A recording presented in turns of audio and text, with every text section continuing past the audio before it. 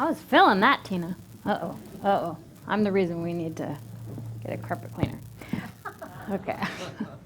I may or may not have just spilt my Coca-Cola. Sorry about that, guys. So, hi. Hi. Does anybody want to see what's in the box? Okay. So, of course. So what I have is some Play-Doh. Those of you who have taken classes from me, you've probably already done this with us. And if you're gluten intolerant, do not touch the Play-Doh. Other than that, if you would like, there may not be enough for everybody, but who would like some Play-Doh? You'll understand why later. You want Play-Doh? Well, they want Play-Doh too. You want Play-Doh? You want Play-Doh? Share Play-Doh with your neighbor. Oh, there you go. Share some with your neighbor. Mm-hmm. You want one? Here. Here, there you go. You guys gonna share some? They want some down there. Can anybody who hasn't been in a class, can anybody guess what Play-Doh can represent? Huh? Anything? Anybody? Here, you got it. Pat is in charge. Okay. Okay, but you got to promise that you're still going to pay attention to me a little bit, because, you know, I'll get kind of paranoid or whatever it is. Insecure. So,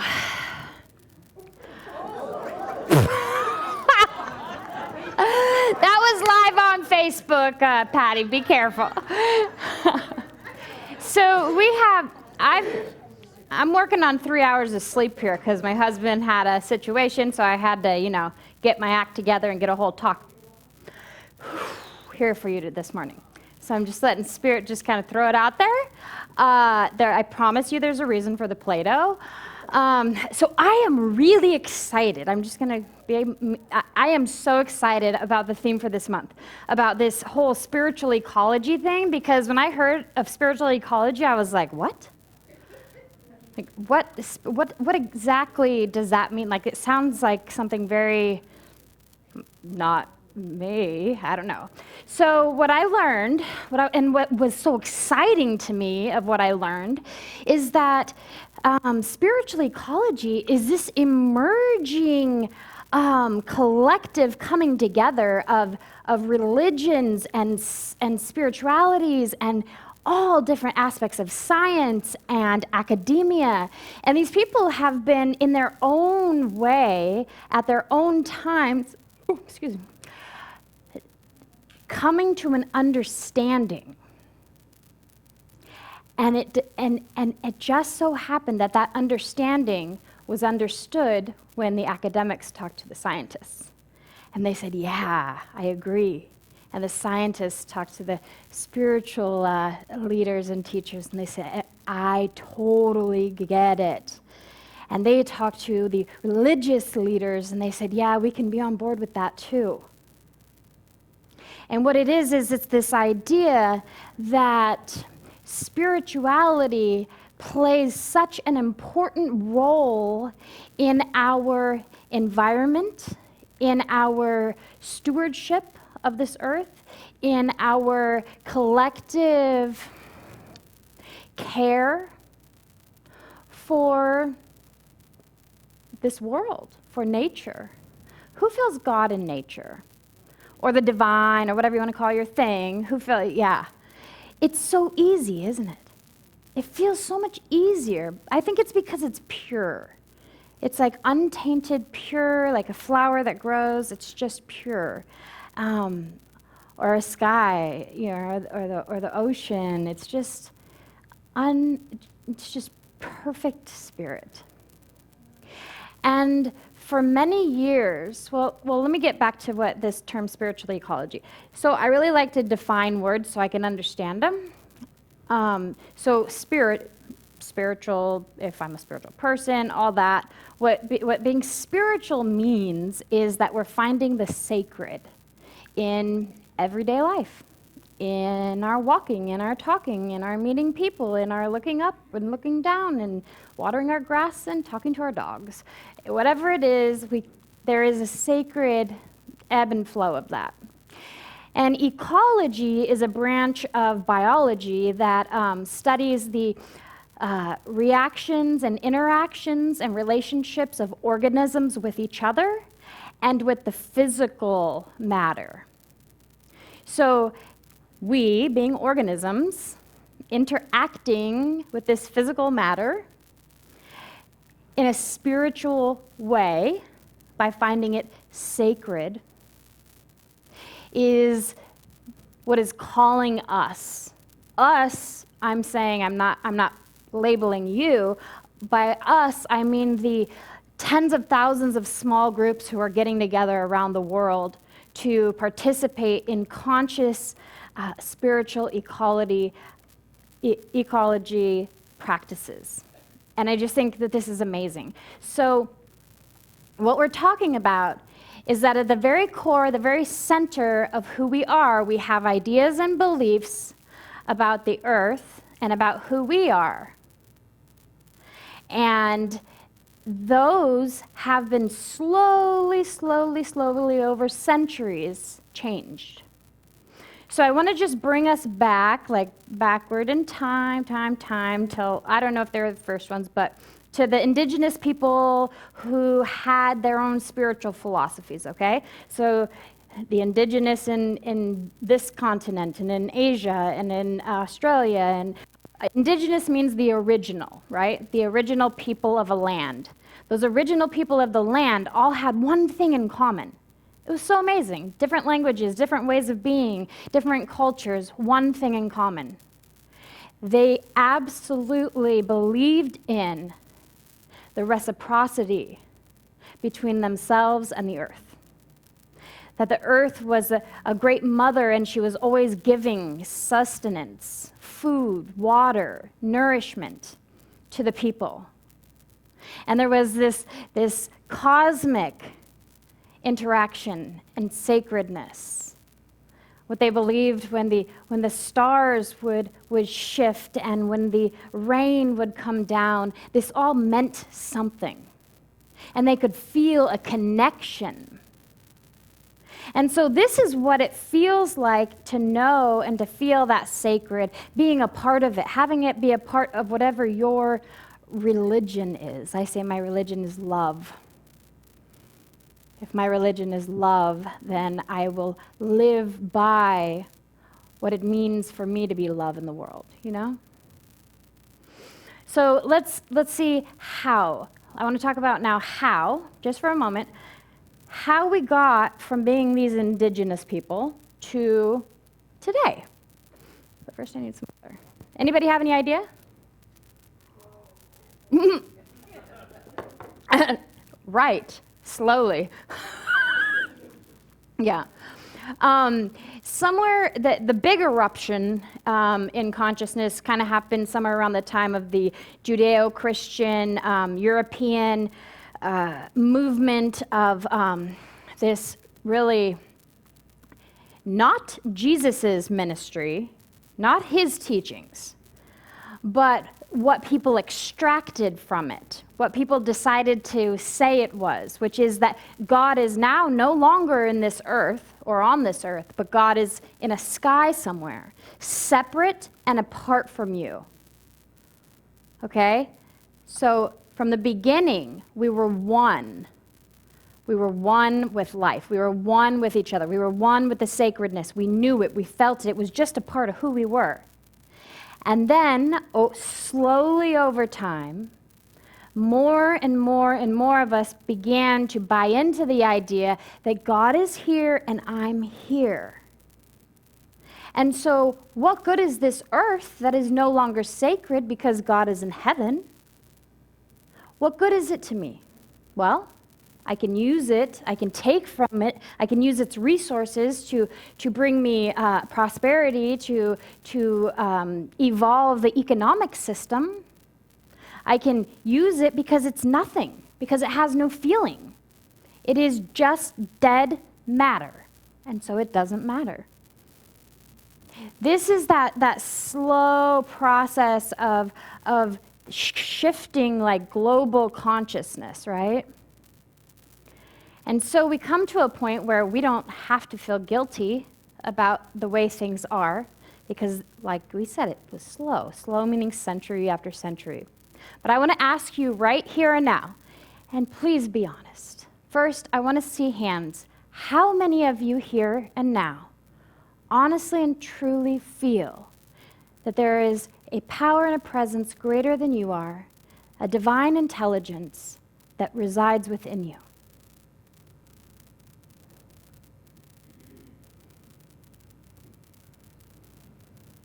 It's beautiful to see that most of us do, and it's a journey for those of us who can't really get there right now.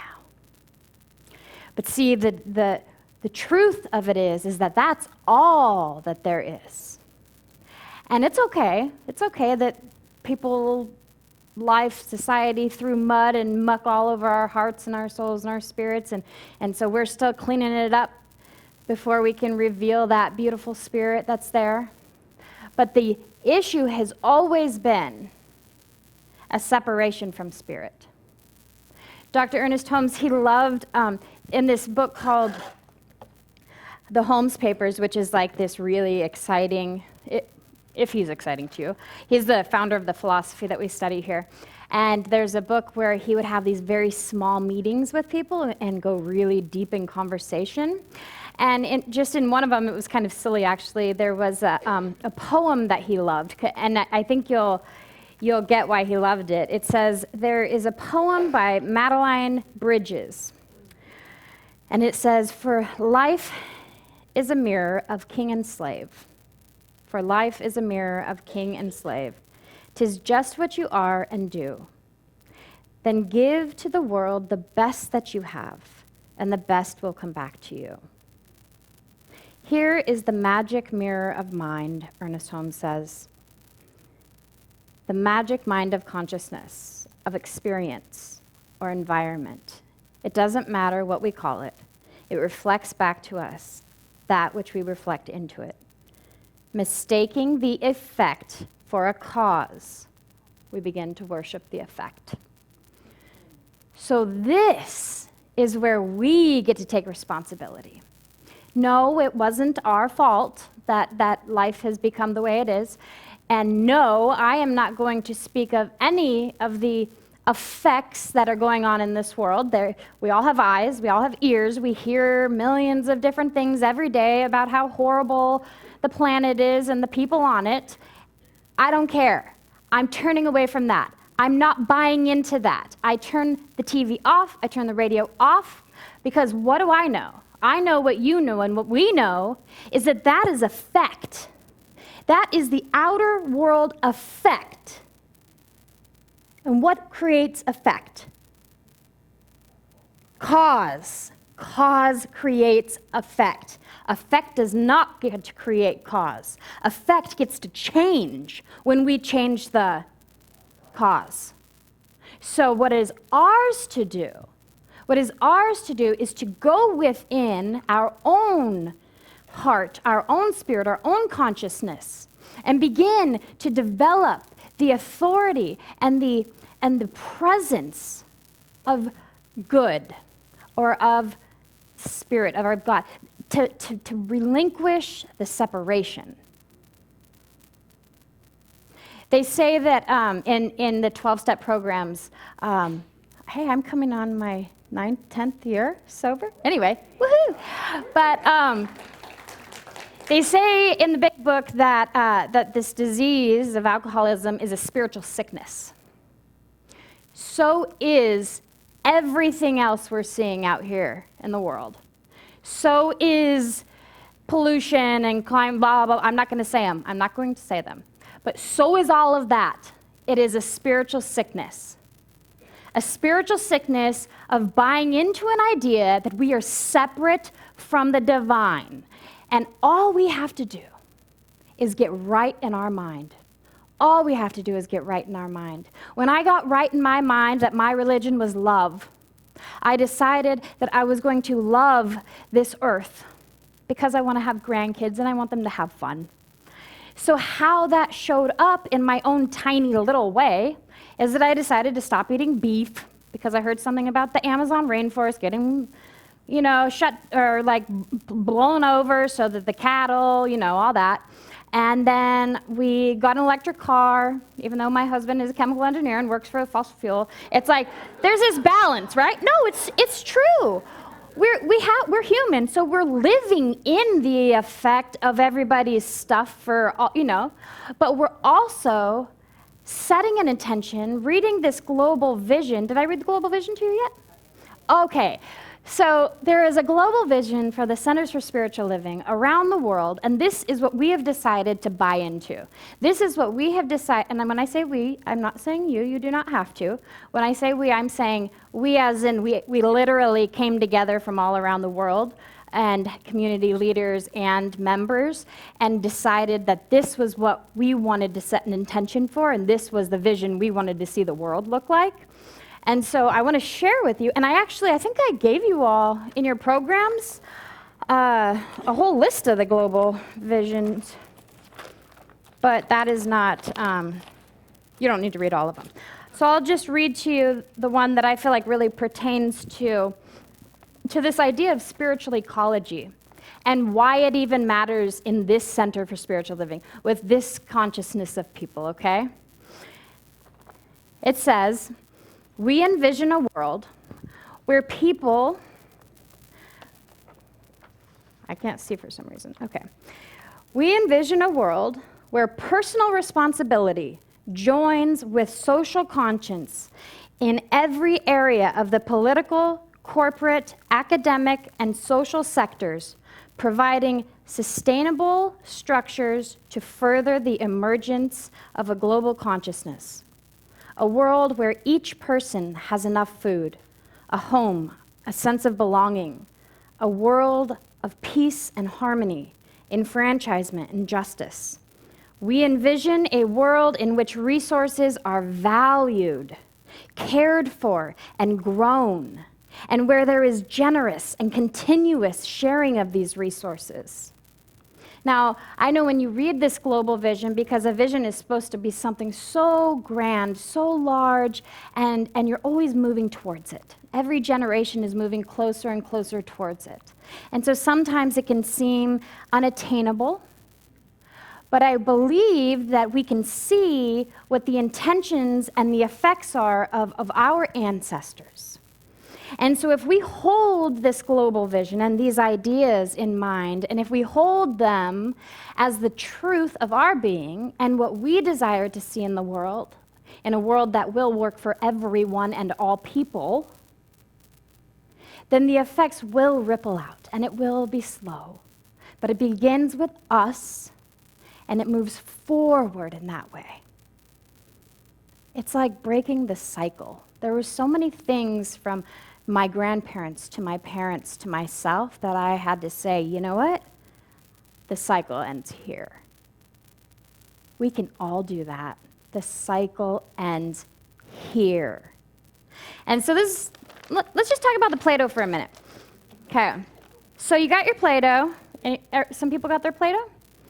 Now just hold your Play-Doh in a big ball, like big ball, right? This is you. For any one of you who's ever felt separate from spirit, I'm telling you that this Play-Doh ball is in the center of your being, and it is triggered by every passionate idea you have that you believe like you believe like you believe. And so this is undifferentiated spirit, which is what we are, yes? And we get to mold it, and we get to create something. So create something that you really want, you know? Like, back in the day, I might have been like, I want the American dream. I want a house. I just want to own a house. I used to be like that. And like, that was all I wanted. I was like, I want a house and a husband and the kids, and I want to do this. All very idealistic, right? All very like race consciousness. And you know what? I don't want the house anymore. And so what do I get to do? I get to recreate. I get to decide that the effect was not something that I desired, and so I'm going to move within. I'm going to develop a new idea. I'm going to be in myself, in consciousness, until I decide, until Spirit moves through me with a new and grand idea for my life that I can hold on to. Like, we really have to hold on to our idea, right? And so then I said, no, I don't want a house. What does that represent for me? What does that really mean? What it really means for me is love. Because I want to be in a dwelling with love. I don't care what it is. I don't care if this is it. I don't care if I sleep on the floor here. I don't care. I don't care. What I want to be is I want to be love, and I want to be loved, and I want to be in community with people, and that's what I really want. And maybe someday it'll change. And when it changes, what do? If we don't like what it shows up as, what do we get to do? Smash it, change it. You don't have to smash it, but that's when you're like, that's when it feels like the cosmic 2x4 has smacked you over the head, right? And you're like, what? What? And I know you're like, what does this have to do with like ecology and everything? But it has everything to do with it. Because we need to know, we need to know, like we know, that we are the creators of the circumstances of our life, and if we do not like them, we have the authority, every single one of us, to choose again, to move in a new direction. And when we collectively choose to consciously connect with Spirit within us, we can't help but be kind to each other. We can't help but want to go help feed the homeless. We can't help but want to live a healthier way in this world. We can't help but want to help each other out and to help this earth out. So you see, it all begins in mind. And my prayer for you this week is, for God's sake, turn off the TV, okay? If you have 24-hour news on in your house, turn it off. Do not even buy into this idea that you're not being socially, like keeping up with the, like, oh, I need to know the current events. Oh, really? How's that working for you? You know? It's terrifying, it's frustrating, and then you hold that in your mind, and then that becomes your effect. So anyway, I feel like I'm on a rampage now. Breathe. No. Let's just breathe. Actually, let's do it again. Breathe in through your nose and out through your mouth with a ah. All the weight that you feel like is on your shoulders from your life, from your stress, from your work, from getting that American dream, from whatever your thing is. Take a deep breath in and just release it.